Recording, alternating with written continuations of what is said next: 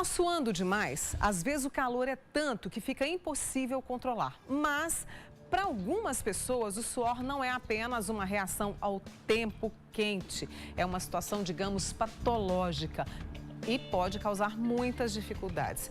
Bromidrose e hiperidrose. Já ouviu esses nomes? Foi a sugestão da Priscila que mandou pra gente, para que a gente pudesse falar. Aliás, foram duas telespectadoras que nos mandaram. A Priscila e uma outra que infelizmente não mandou o nome dela. E aqui comigo o cirurgião torácico Vivaldi Faria Lobato. Doutor Vivaldi, obrigada por ter vindo, viu? Eu que agradeço a oportunidade, é um prazer estar aqui. Vamos especificar para as pessoas, e claro que você pode participar pelo 99897.000. Hiperidrose e bromidrose. É tudo a mesma coisa ou são distúrbios diferentes, doutor Vivaldi? É um pouco diferente. A hiperidrose é um suor exacerbado. O paciente ele sua mais do que o normal, uma hiperreatividade da glândula sudorípara. A bromidrose, na verdade, ela é o odor que vem geralmente secundário a esse excesso de suor. Que não ocorre em todas as pessoas que têm hiperidrose, mas em alguns casos ocorre. Eles podem vir sozinhos ou juntos. Isso, né? Exatamente. Eles podem vir... quando você tem um suor muito aumentado, você deixa ali o ambiente mais úmido e quente. Então, isso favorece a proliferação de germes, né? Bactérias, fungos. E isso produz um odor desagradável. Então, esse, no caso, seria a bromidrose, acompanhada da hiperidrose. Mas você pode ter só a hiperidrose ou só a bromidrose em alguns casos específicos. E aí, às vezes, por uma colonização de algum germe ali, independente do suor. E tem uma explicação para isso? Na verdade, é uma alteração, a hiperidrose é uma alteração genética, né? Então, é comum ter história familiar pregressa de avós ou os pais que suam bastante, né? E ela é um reflexo muito exacerbado a um estímulo neurológico, né? Então, o suor, na verdade, ele é um mecanismo fisiológico para regular a temperatura do corpo, né? Quando ele vem em excesso, aí isso se caracteriza como uma doença por um reflexo muito exacerbado pelo sistema nervoso autônomo, né? No caso, o que chama o tronco simpático, que manda esses estímulos. Esses estímulos, né? E aí, no caso, a hiperidrose, esse distúrbio ou a bromidrose, podem aparecer em qualquer idade? Geralmente, aparece na infância. É mais comum nas mãos e nos pés, né? Tem mães que referem que os bebês já suam mãos e pés, né? Então, na infância é mais comum aparecer na mão e nos pés. Na axila, é no início ali da adolescência, né? Então, ele costuma ser mais comum esse início. E a parte crânio-facial é na idade mais adulta, então varia o local com a idade. Com a idade, né? Deixa eu trazer, porque teve uma amiga nossa que nos acompanha aqui pelo WhatsApp, que ela sugeriu, ela disse que sofre demais com esse problema. Ela não colocou a idade dela aqui pra gente saber. Ela não consegue ficar no emprego, principalmente por causa do odor, que é a questão da bromidrose, né? É difícil suportar, as pessoas reclamam, aí ela fica constrangida, sofre bullying, porque as pessoas às vezes não sabem se colocar no lugar da pessoa, às vezes tomam 3 banhos por dia, já não sabe mais o que fazer. E ela contou aqui que já fez 2 cirurgias, mas não teve sucesso, doutor Vivaldi. O tratamento para hiperidrose e para bromidrose também, quando ela está acompanhada da hiperidrose, existem 2 tipos de tratamentos. Você tem o tratamento clínico e o cirúrgico. Geralmente, o tratamento clínico você faz para quem tem uma hiperidrose mais leve e ela tem uma resposta temporária. O tratamento cirúrgico, você tem 2 tipos de cirurgias a serem feitas. Você tem a lipoaspiração da axila, né, onde você tira grande parte das glândulas sudoríparas, mas ela é uma cirurgia que ela só alivia, ela não acaba o problema. Diminui o suor? A transpiração? Diminui a transpiração. Mas tem gente que tem a transpiração mais grave. Então, aí, o procedimento que cura mesmo é a simpatectomia. Esse é o nome da cirurgia. Existem alguns casos, é extremamente raro você operar e ter uma recidiva. Acontece em menos de 2% dos casos. Mas isso acontece geralmente por uma variação anatômica do tronco simpático, que é o nervo que passa ali atrás da coluna. Então, precisava avaliar melhor para a gente saber como foi a cirurgia, que tipo de cirurgia, quando foi, qual o tipo, lá dentro você tem uma variação também da cirurgia que você faz, para a gente poder ajudar e melhorar, né? Ajudar a melhorar essa condição. Tem muitas perguntas chegando para o Dr. Vivaldi, obrigada pela sua participação. Deixa eu trazer de uma amiga nossa, ela traz o caso da menopausa, mas ela falou que no rosto e pescoço, e o senhor falou que, né, isso pode acontecer, chega a escorrer. É normal mesmo na menopausa ou nesse momento da vida ela pode estar com a hiperidrose? Pode acontecer de surgir a hiperidrose nessa fase da vida, mas a gente tem que descartar uma alteração hormonal mesmo. Então tem que fazer uma regulação completa dos hormônios, e estando tudo bem e ela persistir com essa hiperidrose, aí a cirurgia está indicada. Mas geralmente nessa fase, se você conseguir regularizar os hormônios, manter na faixa normal, você consegue diminuir essa intensidade, já que apareceu justamente nessa fase. Nessa fase da vida, né? O filho da Cristina tem 15 anos, transpira muito mãos e pés. É a fase, né, que você disse pra gente. Mas na axila não. Ele precisa de tratamento, doutor Vivaldi? É a pergunta da Cristina. Olha, o tratamento cirúrgico vai resolver o problema dele, né? É uma doença, mas tem gente que consegue conviver bem com isso aí, apesar de que ela é um pouco incapacitante em muitos casos, assim, no sentido de que na hora que ele vai fazer uma prova, ele molha a prova e aí ele rasga, aí tem que pedir outra. Às vezes vai namorar, não pega na mão da namorada, porque fica sem graça. Então, altera a vida social. Quando chega nesse ponto e a pessoa começa a se sentir mais retraída, o ideal é operar e resolver de vez isso aí. Essa questão, né? A gente está falando sobre hiperidrose e bromidrose, uma sugestão da Priscila. E a gente convidou o Dr. Vivaldi Lobato, que é cirurgião torácico. Ele continua com a gente aqui mais um pouquinho, então você pode mandar a sua pergunta pelo 99897.000. Daqui a pouco a gente volta com a conversa, viu? Então participe e faça a sua pergunta, tire a sua dúvida. E ainda hoje, expressões faciais, né? Às vezes, com o tempo, a gente vai percebendo algumas linhas, algumas marcas de expressão. Será que dá para diminuir um pouquinho? Olha, uma esteticista tem dicas pra gente e claro que você também participa dessa conversa boa, tá bom? É o tempo para uma água, eu já tô voltando com você. E a gente está conversando hoje aqui no Manhã Total, foi uma sugestão da Priscila, para a gente falar sobre hiperidrose e bromidrose. Quando transpirar passa da conta, mesmo quando não está tão quente assim, é um distúrbio que traz muito sofrimento, constrangimento. E eu estou recebendo o cirurgião torácico Vivaldi Faria Lobato. Doutor Vivaldi, a gente sabe que a pessoa vai ficando angustiada, né? Pode, o estresse e o nervosismo podem piorar essa situação? Podem. Geralmente, a hiperidrose, ela independe de um fator. Então, às vezes está frio, sua bastante. Mas quando a pessoa está estressada, já é um estímulo a mais e aí começa a suar e não para. Então, fica suando sem parar, principalmente no momento de muita ansiedade, estresse, nervosismo, né? Por exemplo, situação de emprego, a pessoa né, vai buscar um emprego, aí transpira demais. Numa prova de um vestibular, por exemplo, né? Então, sua bastante. Sua bastante. Deixa eu trazer as perguntas, agradecendo sempre a sua participação conosco. A Laís, lá de Frutal, está participando com a gente. Mônica, pergunta para o doutor o seguinte. A filha dela, tem 9 anos e transpira muito, principalmente quando vai dormir. Aí ela fica preocupada porque é um suor que vai escorrendo pelo corpo e é frio. Na cabeça, nariz, pescoço e rosto. É uma característica. É uma característica da hiperidrose crâniofacial também, porque é uma área do corpo que tem bastante glândulas sudoríparas, né? Precisava fazer uma avaliação mais completa, porque geralmente esse tipo de suor, ele não acontece só no período noturno, ele é mais constante, sabe? Quando é só no período noturno, a gente obrigatoriamente tem que descartar algumas causas, né, de hiperidrose. Por exemplo, um processo inflamatório crônico no pulmão, alguma infecção pode causar isso aí. E então a gente tem que descartar para ter certeza que é uma hiperidrose que a gente chama de essencial, sem uma causa por trás, né? Tem que sempre avaliar isso, né? A nossa amiga Marta, que está participando conosco, ela quer saber, ela trouxe desidrose. Tem alguma coisa a ver com esses dois distúrbios? A desidrose, na verdade, era um termo antigo utilizado para hiperidrose. O termo científico correto é hiperidrose, mas tem gente que ainda chama a hiperidrose de desidrose, né? Que é uma alteração no suor.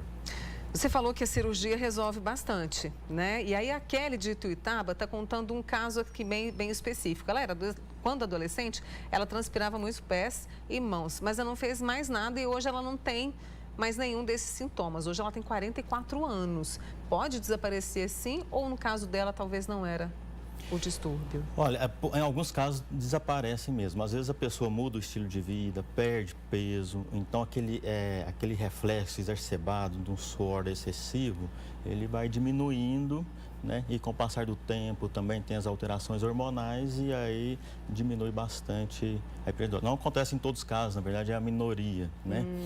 Mas é raro também e acontece num período mais tardio da vida, né? E aí, no caso, a cirurgia, ela pode ser feita em qualquer fase da vida?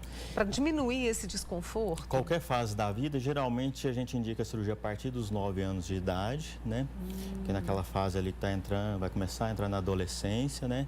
Daí até, enquanto a pessoa, eu já operei paciente com 60 anos, e aí a pessoa chegou no consultório e disse, eu não sabia que existia um tratamento, eu sofri isso a vida toda. A vida toda, né? Então, aí operou e ficou extremamente satisfeita, sabe?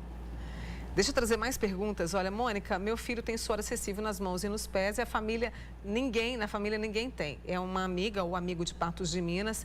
Tratar com Botox resolve? O filho dela tem 24 anos. Ou só cirurgia? O Botox, ele é um tratamento que alivia o suor. Ele não cura, mas ele dá um bom alívio na maioria das vezes. E o inconveniente dele é que você tem que fazer repetidas vezes, né? Como não cura, você tem que ficar tratando o tempo todo. Geralmente um tratamento demora de 6 a 9 meses, depois você tem que refazer. Outro inconveniente é que você tem que usar altas doses do Botox, e aí pode ser tóxico, né? Você chega no limite ali da dose tóxica. Entendi. E além das agulhadas. Então, é uma alternativa para quem não sua tanto, mas que incomoda um pouco. A gente tem aqui a Aline, o marido dela de uns tempos para cá está suando bastante, até mesmo quando está fazendo a refeição. Ela não contou a idade dele. Pode ser também o distúrbio ou de repente tem alguma outra causa? A gente teria que avaliar mais de perto para ver quando começou isso, se teve alguma alteração, se foi um início recente, se teve alguma mudança ali, começou a usar algum tipo de medicamento, se ganhou peso, porque tem alguns fatores de risco que faz envolver, e se você tirar, a tendência é melhorar. Num caso inicial, assim, de início recente. Né? Deixa eu trazer mais perguntas aqui. O Valdir, aí ele trouxe uma outra situação até para diferenciar, né, doutor Vivaldi? Ele transpira bastante quando está correndo ou fazendo Muay Thai. É normal? É normal, é fisiológico, né? Faz parte mesmo. Quanto mais o esforço físico, maior o metabolismo, mais a gente costuma suar. E então suar durante uma atividade física é um reflexo fisiológico normal. Mas depois que acabou a atividade física e que o organismo já está mais tranquilo, a tendência é voltar tudo ao normal. A gente tem que separar o que é uma alteração fisiológica do que é uma doença mesmo, no caso da hiperidrose, né? A hiperidrose você pode estar no ar-condicionado, um frio e você está suando, entendeu? Agora, num caso de uma atividade física ou quando está muito calor, é normal. É normal. É normal. Né? Uma amiga nossa, Mônica, não existe medicamento oral para tomar para diminuir o odor? Existe a medicação que trata a hiperidrose, mas ela tem muito efeito colateral. Mas para alguns casos ela é indicada sim. Então, geralmente você trata para uma sudorese mais leve. No caso do odor, você pode fazer um tratamento preliminar com essa medicação, diminuir o suor, trata com antibiótico, porque tem germe ali, antibiótico tópico com creme, né? E aí você consegue ter sucesso aí no tratamento e acabar o odor.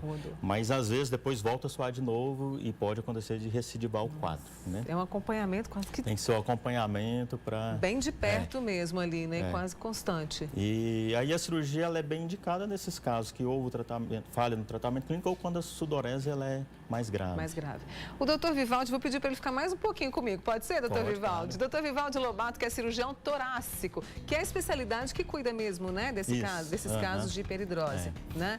Ele vai ficar mais um pouquinho para poder responder algumas outras dúvidas que estão chegando. Hoje nós estamos falando sobre hiperidrose, bromidrose, quando transpirar passa da conta. Eu estou recebendo aqui o cirurgião torácico, doutor Vivaldi Faria Lobato. As suas perguntas com a gente, muita gente, viu, doutor Vivaldi? Que bom. Olha, o filho de uma amiga nossa fez a cirurgia com 16 anos, ele tinha hiperidrose nas mãos. Hoje, com 26, a hiperidrose, olha só que ela trouxe, apareceu nas costas e no abdômen e é muito intensa. Só cirurgia, só tem cirurgia ou tratamento, né? Ele é atleta profissional e está atrapalhando bastante. Então, o que ele teve foi a sudorese reflexa, né?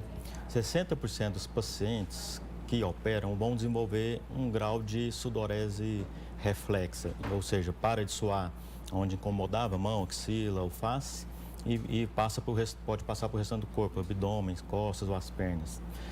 Hoje a gente sabe que você fazendo um nível lá do nervo, do tronco simpático, essa sudorese reflexa, ela vem bem branda. Antigamente, isso não tem tanto tempo assim, cerca de 10 anos atrás, o protocolo era tirar 2 gânglios, né? Entre eles o T2. E quando se tira esse gânglio, o suor reflexo, em muitos casos, ele vem mais intenso. Então, praticamente no mesmo grau que suava ali, começa a suar em outra área do corpo, né? Hoje não, hoje já mudou. A cirurgia ela é bem mais segura em relação a isso e a gente consegue diminuir esse grau de sudorese reflexa ou quando ela vem num quadro bem discreto.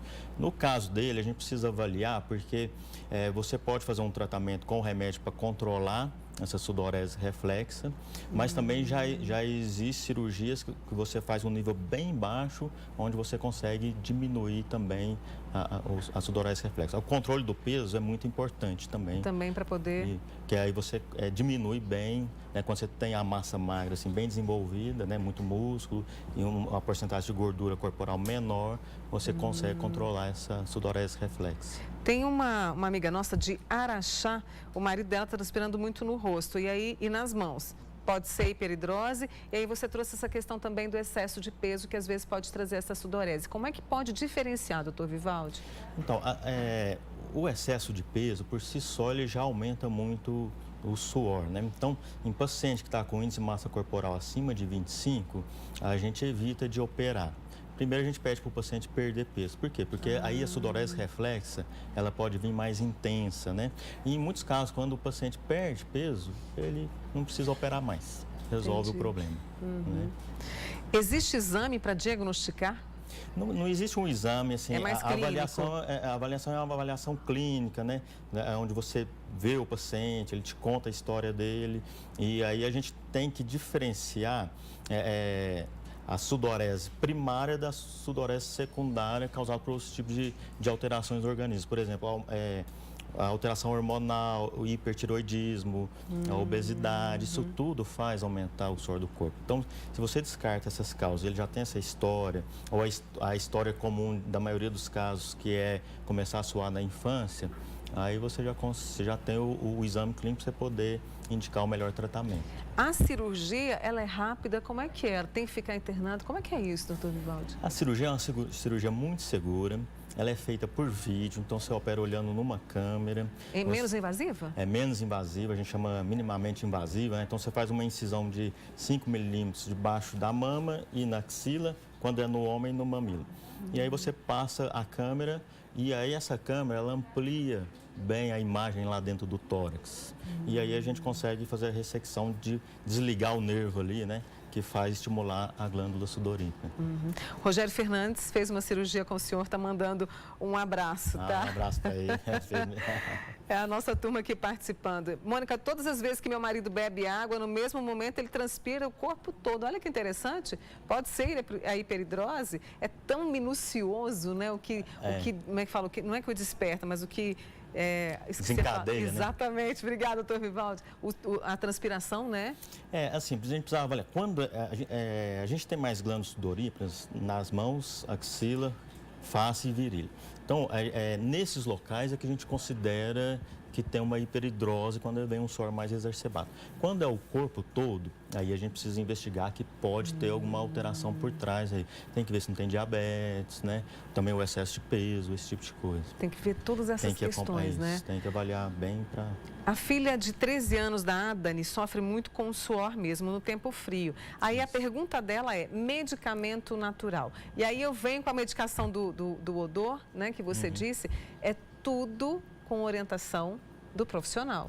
Isso. Não vai comprar por conta própria, né? Porque às vezes perde tempo, geralmente o tratamento ele não é eficaz, né? Um tratamento natural não existe. O que o pessoal tem usado muito são esses desodorantes adstringentes, né? Um cloreto de alumínio, isso ajuda a aliviar. né, o sintoma da doença. Ansiedade, a pergunta da Tamar de Uberaba. Ela falou, Mônica, meu filho tem 24 anos, transpira igual a mim que toma menopausa e ele toma remédio para ansiedade. A ansiedade também pode desencadear essa transpiração e não ser a hiperidrose, doutor Vivaldi? A ansiedade por si só pode desencadear. Dependendo do tipo de medicação para ansiedade, o remédio pode ter esse efeito colateral. Então, se o suor aumentou a partir do momento que ele começou a utilizar a medicação, o ansiolítico, aí tem que avaliar, saber qual é o ansiolítico, porque às vezes ele pode trocar e aliviar. Olha só essa questão da ansiedade. Ô, mal do século também, né? A Fernanda do bairro Piquis. Mônica, meu marido está transpirando muito. Mãos, pés e está gelado, né? Fez vários exames e não deu nada. Pode ser ansiedade, ele está esperando a mãe chegar de Sergipe, está meio nervoso. Pode ser, né? Se for a partir disso aí, né, que teve alguma alteração aí na emocional, muito provavelmente vai ser. Agora, se isso já vem há mais tempo e aumentou com a ansiedade, aí pode ser a hiperidrose mesmo. Pode ser, aí tem que investigar. Tem muita gente aqui, Mônica, porque as pessoas têm sintomas, o suor, mas em situações diferentes, né? A nossa amiga disse que já sai do banho sentindo calor. Uma outra amiga nossa disse que o filho dela de 15 anos está transpirando bastante. O que as pessoas precisam ficar atentas até para buscar ajuda, doutor Vivaldi? Isso, então suar. É normal, é um mecanismo de defesa do organismo para não deixar a temperatura do corpo aumentar demais, mas é comum quando está calor, quando faz atividade física, né? Tirando isso aí e está suando bastante, então está frio, está suando, chegou à noite, está tranquilo e está suando, então aí ou às vezes numa situação de estresse, numa entrevista e tal, aí é procurar uma avaliação para a gente definir se é mesmo uma hiperidrose e qual é o melhor tratamento, né? E no caso da cirurgia, pode se resolver 100%? Ou seja, estou com a palavra cura na minha cabeça. A pessoa pode ficar livre disso de uma vez por toda, também vai depender de cada caso, doutor Vivaldi. Isso. A simpatectomia é uma cirurgia curativa e por isso que o índice de satisfação dela é tão alto, é 98%, né? Então, o paciente já acorda da cirurgia sem suar, a mão que antigamente estava fria já acorda quentinha, né? Então, aquele suor que pingava desaparece de imediato. Então, a cirurgia é o tratamento curativo. Ela pode ser indicada para todos os casos de hiperidrose e bromidrose com hiperidrose, né? É uma cirurgia que ela não tem 100% de satisfação, porque essa sudorese reflexa, em alguns casos, incomoda, né? Mas tem muito paciente que fala que prefere suar outra área do corpo porque ficar pingando a mão, né? Então, é uma cirurgia, assim, das cirurgias é a que tem um índice de satisfação das maiores, né? Esse é o doutor Vivaldi Faria Lobato, ele é cirurgião torácico com a gente aqui hoje, tratando sobre hiperidrose e bromidrose, esclarecendo de uma forma muito clara pra gente aqui hoje no Manhã Total. Doutor Vivaldi, muito obrigada, viu? É um prazer estar aqui, eu que agradeço o convite. E volte em breve com a gente aqui. Obrigado, boa semana, pra você viu? Também.